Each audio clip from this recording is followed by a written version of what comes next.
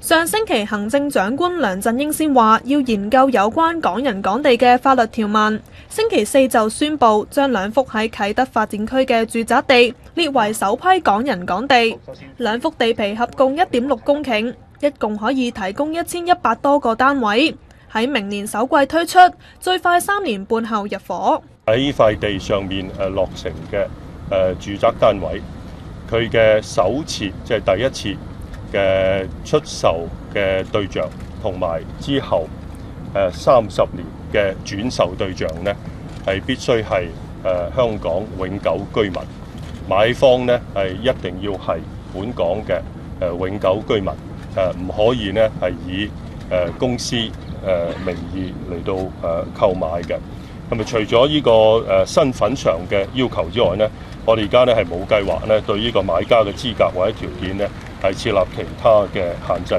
不過，如果兩公婆聯名，其中一個人唔係香港永久居民，就唔能夠購買單位。好多時夫婦咁樣啦，嗰種你叫嘅長命契，夫婦兩人都需要係香港永久居民。梁振英又話會留意首批單位嘅出售情況，再檢討成效，有信心會成功。呢個主張呢，明顯唔係一個臨時嘅一個主張。呢個主張向社會公佈咗之後呢，社會嘅反應係正面嘅。呢個係一個先導計劃，因為呢，我哋都想喺推咗出嚟之後呢，睇睇各個方面嘅反應，實事求是嚇。但係我哋有信心呢個計劃呢係應該成功，同埋呢係會繼續呢係受到社會歡迎嘅。佢又話香港永久居民有清晰定義，唔擔心有人走法律啦。至於地價就會由專業估價師定價。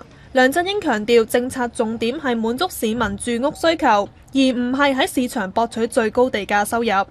有測量師就認為政府以2塊喺啟德發展區嘅地皮作為港人港地嘅先導計劃係合適嘅選址，亦對現時整體樓市影響唔大。而由於政策關係，樓面嘅平均尺價會下跌2成。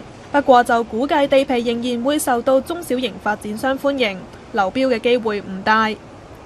ONTV 東方電視新聞台報導。